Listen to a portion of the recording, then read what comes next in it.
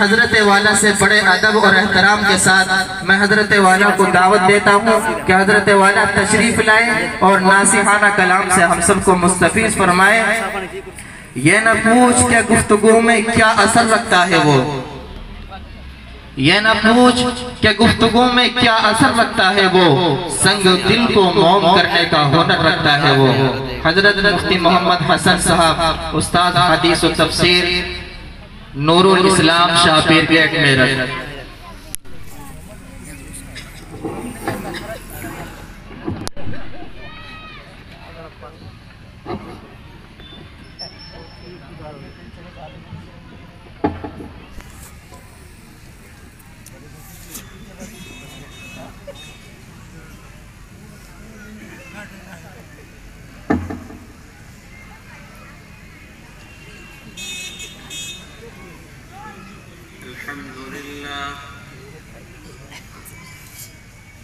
الحمد لله نحمده ونستعينه ونستغفره ونؤمن به ونتوكل عليه ونعوذ بالله من شرور أنفسنا ومن سيئات أعمالنا من يهده الله فلا مضل له ومن يضلله فلا هادي له ونشهد أن لا إله إلا الله وحده لا شريك له ونشهد أن سيدنا وسندنا وحبيبنا وشفيعنا ونبينا ومولانا محمدا عبده ورسوله صلى الله تعالى عليه وعلى آله وأصحابه وأزواجه وذرياته وسلم تسليما كثيرا كثيرا أما بعد فأعوذ بالله من الشيطان الرجيم بسم الله الرحمن الرحيم ومن يطع الله والرسول فأولئك مع الذين أنعم الله عليهم من النبيين والصديقين والشهداء والصالحين وحسن أولئك رفيقا ذلك الفضل من الله وكفى بالله عليما صدق الله العظيم رب اشرح لي صدري ويسر لي أمري واحلل عقدة من لساني يفقهوا قولي رب زدني علما يا رب صل وسلم دائما أبدا على حبيبك خير الخلق كلهم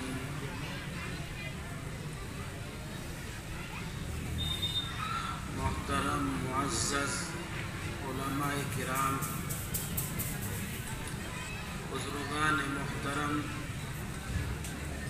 اور دینی بھائیوں اور پس پردہ بیٹھی ہوئی ماں اور بہنوں،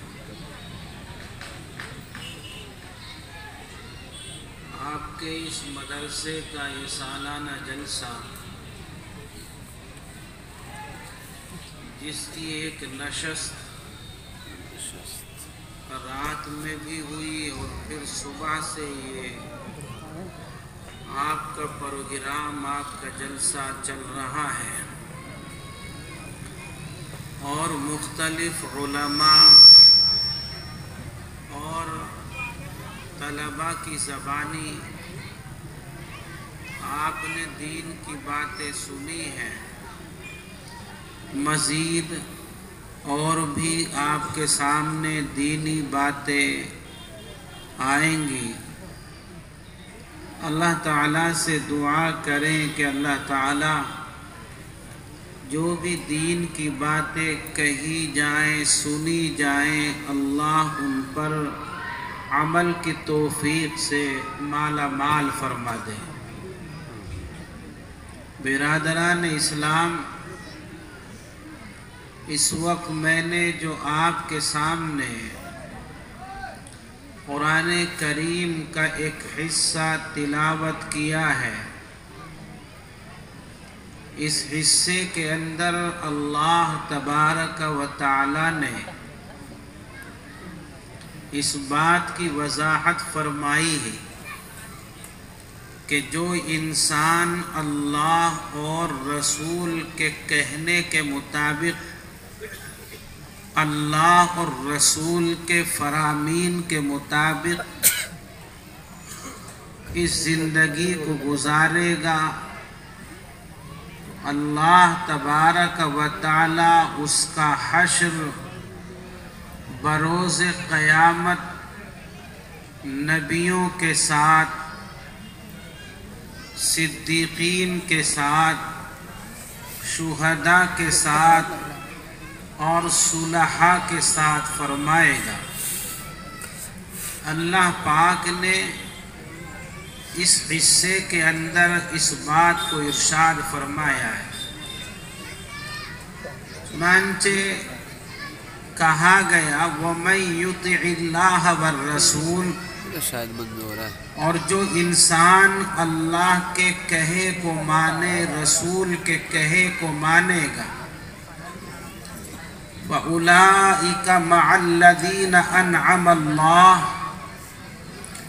تو یہ وہی لوگ ہیں جو ان لوگوں کے ساتھ ہوں گے جن پر اللہ کا انعام ہوا، اللہ کی نعمتوں کے حقدار جو حضرات ہوئے۔ اب اللہ کا انعام کن لوگوں پر ہوا، کون لوگ منعم علیہم ہیں، اسی حصے میں حق جل جلالہ وعم نوالہ نے اس کی وضاحت فرمائی اور فرمایا کہ وہ لوگ جن پر اللہ کا انعام ہوا ہے وہ نبیوں کی جماعت ہے، وہ صدیقین کی جماعت ہے، اور ان لوگوں کی جماعت جنہوں نے راہ خدا میں اپنی جان کا نذرانہ پیش کیا، جنہوں نے اللہ کے دین کو بلند کرنے کے لیے دین اسلام کی حفاظت اور اشاعت کے لیے اپنی جان کی بازی لگائی، جام شہادت نوش کیا، یہ بھی منعم علیہم ہے، اللہ کا انعام ان لوگوں پر بھی۔ اور آگے ارشاد فرمایا والصالحین، اور صلحاء کی جماعت، نیک لوگوں کی جماعت۔ آگے اللہ فرماتا ہے وَحَسُنَ أُولَئِكَ رَفِيقًا، یہ دوستی کے اعتبار سے، رفاقت کے اعتبار سے بہترین طبقہ ہے، بہترین جماعت ہے۔ اللہ تبارک و تعالی نے اس آیت کریمہ کو ایک خاص موقع پر نازل فرمایا ہے۔ مفسرین نے اس تعلق سے مختلف روایتیں بیان فرمائی ہیں، جیسا کہ حافظ عماد الدین ابن کثیر نے حضرت عائشہ صدیقہ رضی اللہ تعالی عنہا کے حوالے سے ایک روایت بیان فرمائی کہ آقا صلی اللہ علیہ وسلم کی خدمت میں ایک آپ کے جانثار، آپ کے چاہنے والے، آپ سے عشق و محبت کرنے والے صحابی آقا کی خدمت میں آئے اور آ کر کے عرض کیا یا رسول اللہ، مجھے آپ سے محبت اپنی جان سے بھی زیادہ ہے، اپنی اولاد سے بھی زیادہ ہے، اپنی بیوی بچوں سے بھی زیادہ ہے، مجھے آپ سے بہت زیادہ محبت ہے، اور جب آپ سے دور رہتا ہوں، گھر میں ہوتا ہوں تو دل بے چین ہوتا ہے، دل پریشان ہوتا ہے۔ گھر سے آپ کی مجلس میں حاضر ہوتا ہوں، آپ کا دیدار کرتا ہوں تو میرے دل کو چین آ جاتا ہے، میرے دل کو سکون مل جاتا ہے۔ یا رسول اللہ، آپ دنیا کے اندر تشریف فرما ہیں، جب دل بے قرار ہوتا ہے، دل بے چین ہوتا ہے، دل پریشان ہوتا ہے، تو آپ کے رخ انور کو دیکھ کر، آپ کے چہرے کا دیدار کر کے ہمارے دل کو قرار آ جاتا ہے، ہمارے دل کو سکون مل جاتا ہے۔ ایک وقت وہ آئے گا کہ آپ دنیا سے رخصت ہو جائیں گے، آپ دنیا سے پردہ فرما جائیں گے، آپ کا مقام نبیوں کے مقام سے بھی بلند و بالا، آپ مقام انبیاء پر فائز ہوں گے، اس لیے کہ آپ نبیوں کے سردار ہیں، آپ امام الانبیاء ہیں۔ ہم دنیا سے جائیں گے، آپ کا مقام بہت اونچا، ہمارا وہ مقام نہ ہوگا، ہم آپ کے امتی ہیں، ہم آپ کے چاہنے والے ہیں۔ نبیوں کا مقام الگ، امتیوں کا مقام الگ۔ ہم آپ کو دنیا میں دیکھ کر اپنے دل کو قرار پہنچاتے ہیں، اپنے دل کو سکون پہنچاتے ہیں۔ آپ دنیا سے چلے جائیں گے، ہم بھی دنیا سے چلے جائیں گے، آپ کا مقام الگ ہوگا، ہمارا مقام الگ ہوگا۔ ہم آپ کا دیدار نہ کر سکیں گے، ہم آپ کی زیارت نہ کر سکیں گے، ہم آپ کو دیکھ کر اپنے دل کو اور اپنی آنکھوں کو سکون نہ پہنچا سکیں گے۔ اللہ کے نبی علیہ السلام سے اپنی پریشانی کا اظہار آپ کے چاہنے والے نے کیا۔ آقا علیہ السلام نے کوئی جواب نہیں دیا۔ اسی طرح سے کتابوں کے اندر ایک اور واقعہ بیان کیا گیا ہے کہ ایک صحابی رسول ہیں، اللہ کے نبی کی مجلس میں جب آتے ہیں تو ٹکٹکی باندھ کر آقا کے چہرے کو دیکھنے لگ جاتے ہیں، آقا کے چہرے پر نگاہ جماتے ہیں اور نگاہ ہٹانے کا نام نہیں لیتے۔ آقا نے سوال کیا کہ میرے چاہنے والے، اے میرے ساتھی، جب تو میرے سامنے مجلس میں ہوتا ہے، میرے چہرے پر نگاہ جماتا ہے، گاڑ دیتا ہے، نگاہ ہٹانے کا نام ہی نہیں لیتا، آخر اتنی توجہ کے ساتھ اور اس طرح سے نگاہ جما کر کے دیکھنے کی وجہ کیا ہے؟ صحابی رسول جواب دیتے ہیں، یا رسول اللہ، اس دنیا ہی کے اندر تو ہمیں یہ موقع مل رہا ہے کہ ہماری نگاہیں آپ کا دیدار کر رہی ہیں، ہماری نگاہیں آپ کے رخ انور کی زیارت کر رہی ہیں۔ آپ دنیا سے چلے جائیں گے تو ہماری نگاہیں آپ کے دیدار سے محروم ہو جائیں۔ اللہ کے نبی نے کوئی جواب نہیں دیا۔ اللہ کی طرف سے پیغام آتا ہے، جبرائیل امین وحی لے کر کے آتے ہیں، اور اللہ تبارک و تعالی اس آیت کریمہ کے اندر یہ واضح فرماتا ہے کہ ٹھیک ہے، نبیوں کا مقام بلند و بالا ہے، نبی کا جو مقام ہے وہ کسی امتی کا نہیں ہو سکتا، امام الانبیاء کا جو مقام ہے وہ کسی اور فرد بشر کا نہیں ہو سکتا، لیکن ان مقامات کے تفاوت اور مختلف ہونے کے باوجود اللہ تبارک و تعالی وہاں نبیوں کے دیدار کا موقع ان کی قوموں کو اور ان کی امت کو فراہم کرے گا۔ باوجود مرتبے الگ ہوں گے، مقام الگ ہوں گے، مگر امتی جب چاہے گا کہ میں اپنے نبی کا دیدار کر لوں، میں اپنے نبی کی زیارت کر لوں، اللہ تبارک و تعالی اسے نبی کا دیدار کرے گا۔ اللہ پاک نے قرآن کریم کے اندر ارشاد فرمایا، وَلَكُمْ فِيهَا مَا تَشْتَهِي أَنفُسُكُمْ وَلَكُمْ فِيهَا مَا تَدَّعُونَ۔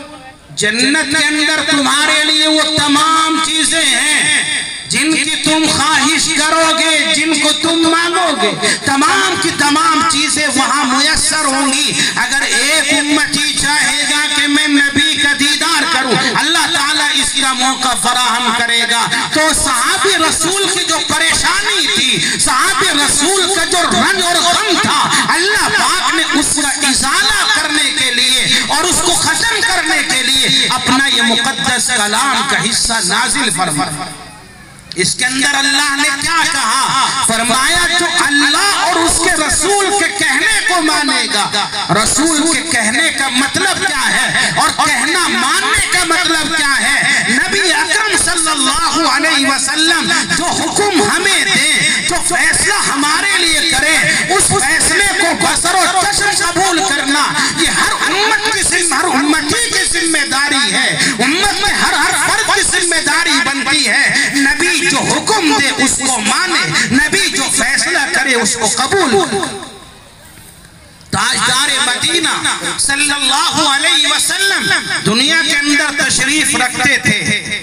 آقا کے سامنے مقدمات آئے، آقا سے فیصلے کرائے گئے۔ جن لوگوں نے فیصلے تسلیم نہیں کیے، اللہ پاک نے ان کا نام ایمان کی فہرست سے کاٹ دیا، ان کو منافق کہہ دیا، ان کو ایمان سے نکلا ہوا قرار دے دیا۔ مختلف واقعات کتب احادیث میں موجود ہیں۔ نبی کے فیصلے کو نہیں مانا گیا، اللہ نے ان کے ایمان کو سلب کر لیا، ختم کر دیا۔ کتب حدیث میں واقعہ ہے، دو شخصوں کے درمیان جھگڑا ہوتا ہے، ان میں ایک یہودی ہے، ایک منافق ہے۔ یہودی تو اسے کہا جاتا ہے جو تورات کا ماننے والا ہو، حضرت موسیٰ کو اپنا پیغمبر تسلیم کرتا ہو، اسے یہودی کہا جاتا ہے۔ اور منافق کہا جاتا ہے اسے کہ جو ظاہر میں مسلمان بن کر کے دکھاتا ہو مگر دل میں کفر چھپائے ہوئے ہو، دل میں اسلام کی دشمنی چھپائے ہوئے ہو، محمد عربی سے بغض چھپائے ہوئے ہو، اسے منافق کہتے ہیں۔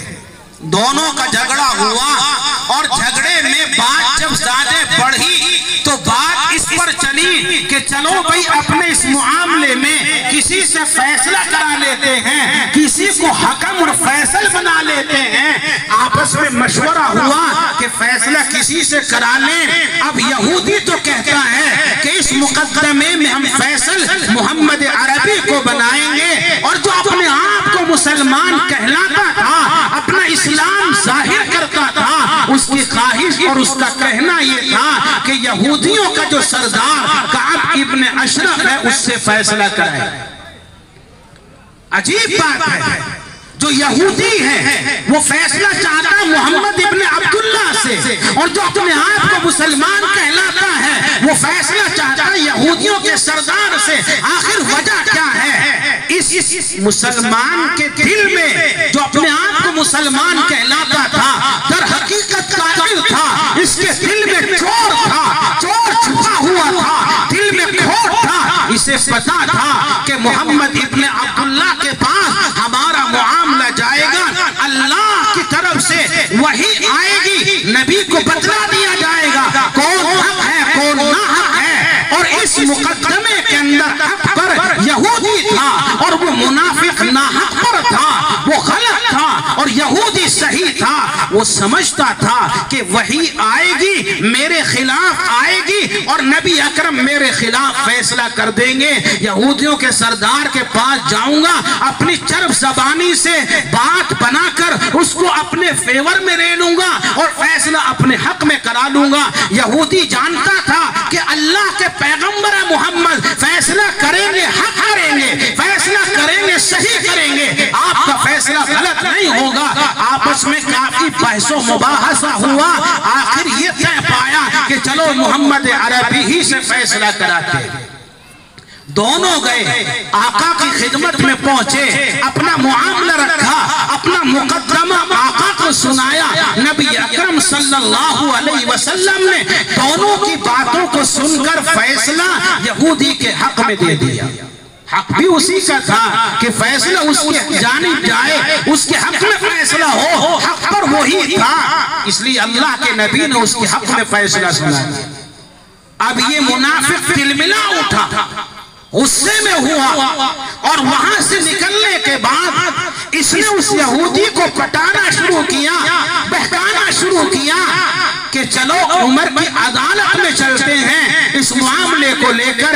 یہودی کہتا اللہ کے نبی نے فیصلہ کر دیا، میں عمر کے پاس کیوں جاؤں؟ لیکن اس منافق کا خیال یہ تھا کہ عمر چونکہ کفار کے حق میں بڑے سخت ہیں، بڑے شدید ہیں، ان کے بارے میں جملہ ہے وَأَشَدُّهُمْ فِي أَمْرِ اللَّهِ عمر، صحابہ کرام میں اللہ کے معاملے میں سب سے زیادہ سخت عمر ابن خطاب ہیں۔ یہودی نے سوچا کہ جب عمر کی عدالت میں بات پہنچے گی اور عمر دیکھیں گے ایک طرف یہودی ہے دوسری طرف مسلمان ہے، تو مسلمان ہونے کے ناطے میرے حق میں فیصلہ کر دے۔ اس بے وقوف کو یہ نہیں پتا تھا کہ عمر کے سخت ہونے کا مطلب یہ نہیں ہے کہ عمر ناحق فیصلہ سنائیں گے، عمر غلط فیصلہ سنائیں گے۔ اللہ کے نبی کے دیوانے ہیں، اللہ کے نبی کے مستانے ہیں، وہ فیصلہ کریں گے، حق کریں گے، اس لیے کہ قرآن کی تعلیم ہے وَلَا يَجْرِمَنَّكُمْ شَنَآنُ قَوْمٍ عَلَىٰ أَلَّا تَعْدِلُوا اعْدِلُوا هُوَ أَقْرَبُ لِلتَّقْوَىٰ۔ میرے رب نے قرآن کے اندر فرمایا اے لوگوں، کسی قوم کی مخالفت، کسی قوم کی مشاجرت اور کسی قوم کی ناراضگی تمہیں اس چیز پر نہ ابھار دے کہ تم دامن حق کا چھوڑ دو اور انصاف کا دامن ہاتھ سے نکال دو اور ناحق فیصلے سناتے پھرو۔ نہیں، اعدلوا، انصاف کے ساتھ معاملہ کر۔ اسلام کی تعلیم ہے، اسلام کا پیغام ہے۔ آج اسی قرآن کے ماننے والے کا حال، آج اسی نبی کے امتی کا حال یہ ہے کہ فیصلہ اس کے یہاں جو سنایا جاتا ہے قرابت کی بنیاد پر سنایا جاتا ہے، رشتے ناتوں کی بنیاد پر سنایا جاتا ہے، کٹم خاندان کی بنیاد پر سنایا جاتا ہے۔ ارے یہ میرا رشتہ دار ہے، اگر ناحق ہے تو کیا ہوا؟ میری رشتہ داری تو اس سے ہے، اس لیے اسی کے حق میں فیصلہ سنایا جاتا ہے، اسی جیسی بات کہنی ہے۔ نہیں، اسلام کی یہ تعلیم نہیں ہے، اسلام کا یہ پیغام نہیں ہے۔ اسلام ہمیں یہ درس دیتا ہے، اسلام ہمیں یہ سبق پڑھاتا ہے جب تمہارے سامنے کسی کا فیصلہ ہو، کسی کا مقدمہ آئے تو اس میں کسی کے مذہب کو نہیں دیکھنا، ذات برادری کو نہیں دیکھنا، پارٹیوں کو نہیں دیکھنا، خاندان کٹم کو نہیں دیکھنا۔ جو حق پر ہو اس کے حق میں فیصلہ سناؤ، جو ناحق ہو اس کے خلاف فیصلہ سناؤ، چاہے باپ کے خلاف کیوں نہ چلا جائے، بیٹے کے خلاف کیوں نہ چلا جائے، خاندان کے خلاف کیوں نہ چلا جائے۔ حضرات صحابہ کرام کی یہی شان تھی، صحابہ کرام فیصلہ سنایا کرتے تھے، رشتے ناتوں کی بنیاد پر نہیں، حق کی بنیاد پر فیصلہ سنایا کرتے تھے۔ کبھی بیٹے کے خلاف فیصلہ جاتا، کبھی باپ کے خلاف فیصلہ جاتا، کبھی خاندان کے خلاف فیصلہ جاتا، کبھی کسی اور رشتے ناتے والے کے خلاف فیصلہ جاتا، مگر اس کی انہیں کوئی پرواہ نہیں ہوتی تھی، انہیں پرواہ ہوتی تھی انصاف کے ساتھ فیصلہ ہونا چاہیے۔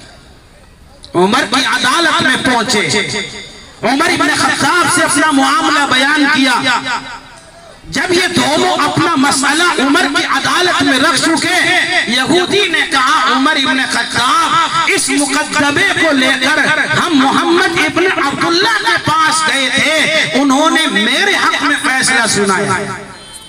عمر ابن خطاب کے کان کھڑے ہو گئے کہ اچھا اللہ کے نبی اس مقدمے میں فیصلہ سنا چکے ہیں۔ اس منافق سے پوچھا، اس مسلمان کہلانے والے شخص سے پوچھا کہ یہ یہودی صحیح کہتا ہے، اللہ کے نبی نے فیصلہ سنا دیا ہے؟ اس نے کہا کہ ہاں، انہوں نے تو اس کے حق میں فیصلہ سنا دیا۔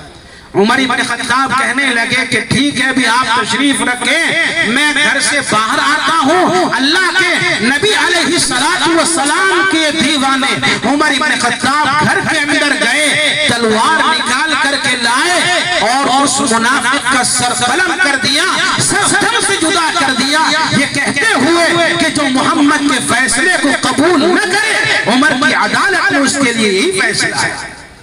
سر قلم کر دیا، اس کو ختم کر ڈالا۔ لوگ اکٹھے ہوئے، اللہ کے نبی کی خدمت میں پہنچے اور کہنے لگے یا رسول اللہ، عمر ابن خطاب نے ایک مسلمان کا خون کر دیا ہے، ہمیں قصاص چاہیے، دیت چاہیے، یہ تو ڈنڈ چاہیے، خون خرابے کی صورت میں ان کا خون ہمیں چاہیے۔ اب یہ اللہ کے نبی پر زور ڈال رہے ہیں اور یوں کہہ رہے عمر ایک مسلمان کا گویا کہ خون کرنے والا ہے۔ اب اللہ کے نبی کیا فیصلہ سنائیں؟ اللہ کی طرف سے وحی آتی ہے، قرآن آتا ہے، اور اللہ پاک وضاحت فرماتا ہے کہ جو اپنے آپ کو مسلمان کہتا تھا وہ مسلمان تھا ہی نہیں۔ اگر مسلمان ہوتا آقا کے فیصلے کو مانتا، مسلمان ہوتا آقا کے فیصلے کو قبول کرتا، اللہ نے قرآن کی آیت اتاری، ارشاد فرمایا گیا وَإِذَا قِيلَ لَهُمْ تَعَالَوْا إِلَى مَا أَنزَلَ اللَّهُ وَإِلَى الرَّسُولِ رَأَيْتَ الْمُنَافِقِينَ يَصُدُّونَ عَنكَ صُدُودًا۔ اور جب ان سے کہا جاتا ہے آؤ اس پیغام کی طرف جو اللہ نے نازل کیا ہے، تعالوا الی ما انزل اللہ وإلی الرسول، اور رسول کی طرف آؤ، تو مخاطب منافقین کو دیکھے گا کہ وہ آپ کے فیصلے سے، آپ کے پاس آنے سے پہلو دہی کرتا ہوا ہوگا، کنارہ کرتا ہوا ہوگا، آپ کے فیصلے کی طرف آنے کے لیے تیار نہیں ہوگا۔ ایک اور واقعہ بخاری شریف کے اندر امام بخاری علیہ الرحمہ نے کتاب التفسیر کے اندر بیان کیا ہے، دو شخصوں کے درمیان جھگڑا ہوا، آپس میں کھیت کی سینچائی کو لے کر کے آپس میں اختلاف ہوا، جھگڑا ہوا۔ ایک ان میں حضرت زبیر ابن العوام رضی اللہ تعالیٰ جلیل القدر صحابی ہیں، اور ایک شخص دیہات کے رہنے والے ہیں۔ دونوں کے کھیت برابر برابر میں تھے، دونوں کاشتکار تھے۔ جھگڑا ہوا، وہ کہتے تھے پہلے میں اپنے کھیت کو پانی دوں گا، دوسرے کہتے تھے میں پہلے اپنے کھیت کو پانی دوں گا۔ بات آگے بڑھی، مقدمہ آقا کی خدمت میں پہنچ گئے۔ ان میں ایک صحابی رسول زبیر ابن العوام رضی اللہ تعالیٰ اللہ کے نبی کے رشتہ دار ہیں، قرابت دار ہیں، عزیز لگتے ہیں، اور کئی رشتہ داریاں زبیر ابن العوام کی آقا سے۔ مثلا حضرت زبیر ابن العوام رضی اللہ تعالیٰ آپ کے پھوپھی زاد بھائی ہوتے ہیں، پھوپھی کے بیٹے پھوپھی زاد بھائی ہوتے ہیں۔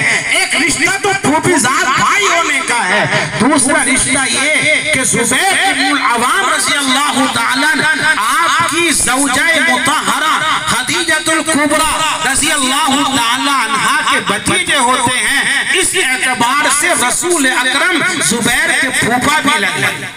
اور تیسرا رشتہ یہ تھا کہ زبیر ابن العوام کی زوجیت میں، ان کے نکاح میں آقا علیہ السلام کی نسبتی بہن حضرت عائشہ صدیقہ رضی اللہ تعالیٰ عنہا کی اخت اور آپ کی بہن ان کے نکاح میں ہیں۔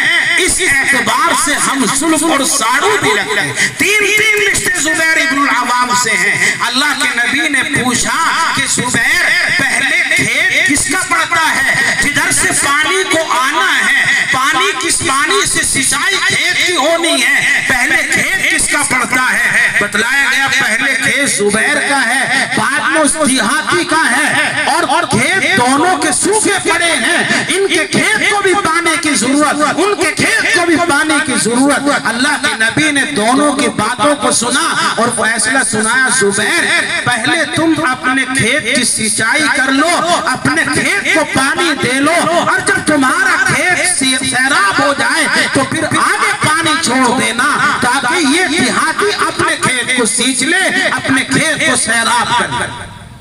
یہ فیصلہ سنایا، حق فیصلہ تھا، اور حق بجانب اور انصاف پر مبنی فیصلہ تھا۔ مگر وہ بیچارہ دیہات کا رہنے والا کہنے لگا اچھا آپ نے جو فیصلہ سنایا ہے یہ رشتہ دار ہونے کی وجہ سے سنایا ہے، رشتے کی بنیاد پر آپ نے فیصلہ سنایا ہے۔ آپ کے بھائی ہوتے ہیں نا زبیر، آپ کے ساڑو بھی لگتے ہیں، آپ کے بھتیجے بھی لگتے ہیں، اس لیے آپ نے ان کے حق میں فیصلہ سنا دیا۔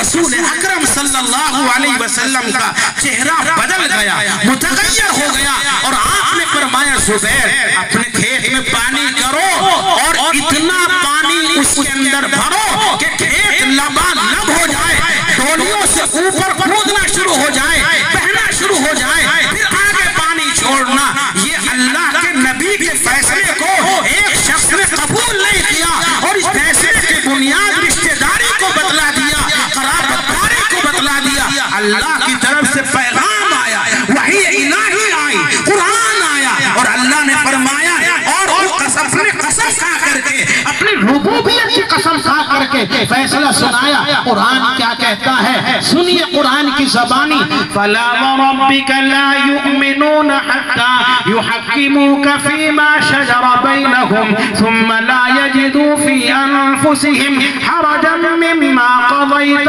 وَيُسَلِّمُوا تَسْلِيمًا۔ اللہ پاک فرماتا ہے تیرے پالنہار کی قسم، تیرے رب کی قسم، تیرے خالق کی قسم، تیرے مالک کی قسم، وہ لوگ ایمان والے نہیں ہو سکتے یہاں تک کہ اپنے جھگڑوں میں تجھے فیصلہ بنا لیں، تجھ سے فیصلہ نہ کرائیں، اور جو تو فیصلہ کریں اس فیصلے کو سن کر اپنے دلوں میں تنگی محسوس نہ کریں اور اس فیصلے کو بسر و چشم قبول نہ کر لیں، وہ ایمان والے نہیں ہو سکتے۔ آقا علیہ السلام دنیا میں تشریف فرما تھے، جھگڑے ہوتے تھے، اللہ کے نبی فیصلہ کر دیا کرتے تھے۔ اللہ کے نبی دنیا سے چلے گئے، کیا اب مسلمانوں کے جھگڑے ختم ہو گئے؟ مسلمانوں میں اختلافات ختم ہو گئے؟ مقدمہ بازیاں ختم ہو گئی؟ نہیں میرے بھائیوں، پہلے سے زیادہ اختلافات ہیں، پہلے سے زیادہ جھگڑے ہیں، پہلے سے زیادہ مقدمات ہیں۔ تو اب کیا کیا جائے؟ آقا دنیا میں تھے تو فیصلے آقا کیا کرتے تھے، اب آقا دنیا سے چلے گئے، اب ہم فیصلہ کہاں سے کرائیں؟ اپنے اختلافات ختم کیسے کرائیں؟